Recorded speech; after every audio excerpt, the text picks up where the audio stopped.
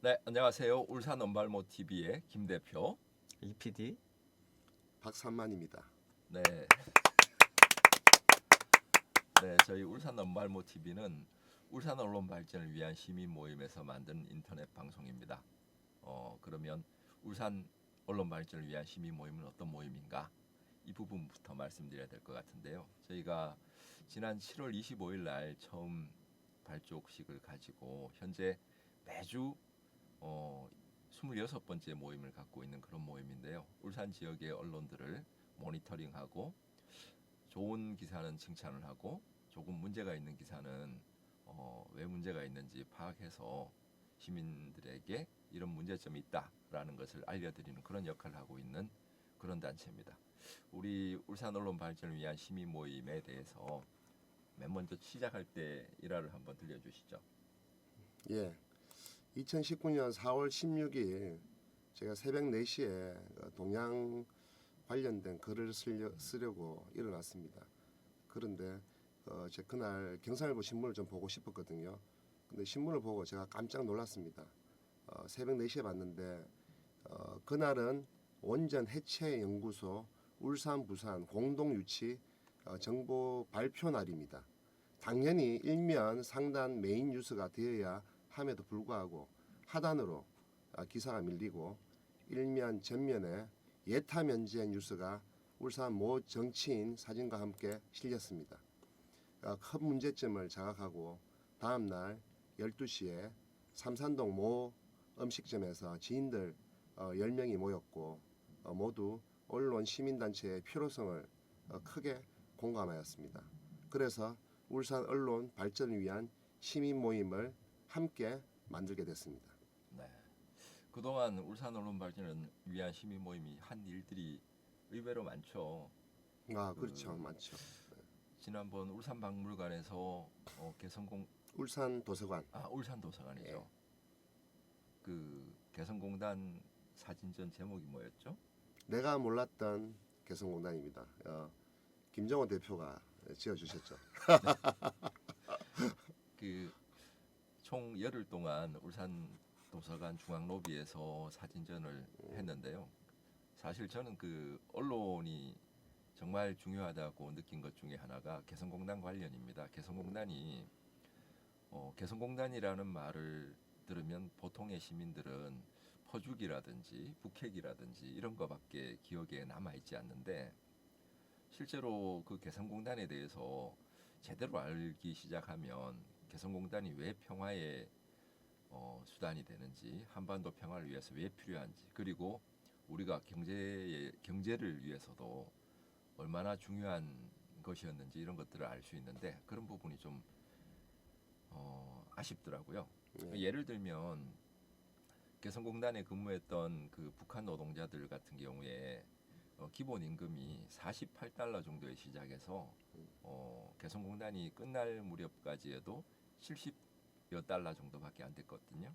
그럼 우리나라 돈으로 환산해도 기본 임금은 10만 원이 채 안 되는 그런 건데 최저임금이죠. 그렇죠. 예. 네. 그런데 만약에 그런 정보가 제대로 전달이 됐다면 어떤 분들한테는 엄청난 기회로 다가올 수도 있고 이렇게 해서 뭔가 한반도가 서로 평화, 번영 이런 걸 꿈꿀 수 있는 기회가 될 수도 있는데 그런 정보가 전혀 전달되지 않으니까 제가 일반 시민들한테 이렇게 물어봤을 때 그런 거에 대해서 제대로 아시는 분이 없더라고요. 네. 그래서 언론 개혁이 정말 필요하구나 이런 생각을 많이 하게 된 계기가 됐습니다. 그렇게 좋은 어떤 그 개성공단에 입주한 기업들은 망하고 나간 업체가 단 한 번도 없습니다. 굉장히 시너지가 있고 이 개성공단은 정말로 그 독일 통일의 설계자인데 에른바인가 제가 이름이 제가 생각이 안 나는데 그분이 우리는 왜 그 개성공단 같은 부상을 못했던가 통탄을 하면서 이 천문학적인 통일 비용을 줄일 수 있는 가장 확실한 방법이다. 이 개성공단을 고안한 남북한 민족에게 찬사를 보낸다. 그런 이야기를 할 정도로 개성공단은 앞으로 아주 정말 큰 마중물 역할을 할 것입니다. 통일에. 네, 뭐 그런 그 개성공단 사진전도 가졌고요. 저희가 일본의 경제 침략이 있었을 때 노아베 울산 시민행동이라는 우리 시민단체들이 함께 모여서 만든 그 모임에 같이 참여해서 촛불 시위도 함께 나가고 그런 일들을 했죠. 그리고 또 자랑할 만한 게 있을까요? 그리고 그 삽질 영화도 우리가 영화 상영회를 했습니다. 그때도 우리가 했고 지금 우리가 하던 이런 것들은 어떤 외부 행사일 수 있는데요. 우리 모니터링과 함께 할 수 있는 일이고 그 김종원 대표가 지었던 그게 정말 저는 마음이 듭니다. 내가 몰랐던 언론에서 가르쳐 주지 않았던 그러니까 내가 몰랐던 시리즈를 앞으로도 계속 했으면 좋겠거든요. 내년 그렇죠. 1월 달에도 무슨 성노예 피해자 할머니를 모시고 하는 네. 그거를 구상 중인데요. 예. 내가 몰랐던 뭐 성노예 피해자 뭐도 괜찮고 내가 몰랐던 고은 박상진 의사 뭐 이런 식으로 계속 시리즈화 한다면 전 참 좋은 기획이 될 거라고 생각합니다. 언론이 가지고 있는 그 힘 중에 정말 뉴스가 돼야 될 것들을 잘 보도하지 않고 왜곡 보도하는 경우도 있지만 실제 더 심각한 건 보도되어야 될 내용을 보도하지 않는 데 있습니다. 예, 이제 맞습니다. 검찰 같은 경우에도 검찰이 가지고 있는 가장 큰 권한이 기소해야 될 것을 기소하지 않는 데 있다 그러잖아요. 요새 그 김기현 전 시장 관련해서 울산이 마치 전국의 중심에 돼 있는 듯한 그런 느낌을 받는데요. 제가 그 MBC 보도를 보니까 일반인들 기소율이 40%더라고요. 이 검찰 기소율은 0.13%, 뭐 300배가 훨씬 넘는 그러니까 똑같은 죄를 지어도 300명이 어떻게 기소가 되는 사이에 이제 검사는 한 명이 될까 말까 한 그런 사실들을 누군가는 짚어줘야 하는데 제대로 짚어주지 않으니까 이제 검찰 개혁에 대한 열망은 높지만 언론에서의 온도차는 좀 심각하다. 뭐 이런 생각을 갖게 되죠. 그래서 저희가 오늘 첫 방송인데요.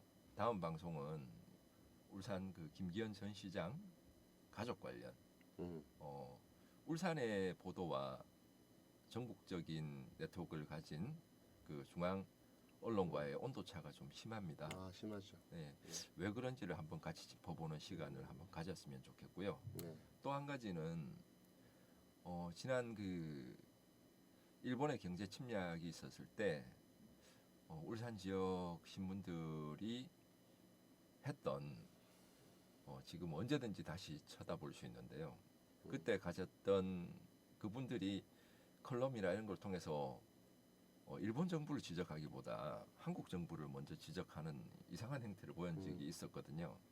그 이제 시간이 흘러서 지금에 와서 보니까 그분들이 걱정했던 것들이 현실화된 것은 없고 실제 피해는 일본이 거의 피해를 가져가고 있는 상태.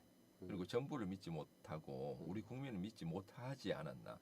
지금에 와서 다시 한번 쳐다보면 굉장히 부끄러운 그런 기사나 컬럼들이 많았어요. 그래서 타임머신을 돌려라 이런 코너를 통해서 예전에 그분들이 썼던 기사를 추적해서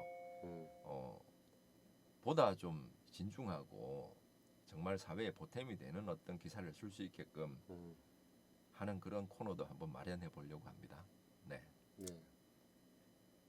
감사합니다. 네, 오늘 뭐 파일럿 프로그램이니까 네, 그렇죠. 요 첫 정도 방송이니까. 할까요? 네. 첫 방송 길게 하면 안 봅니다. 다음 주에 만나요. 네, 우리 언발모 TV 응원해 주세요. 네.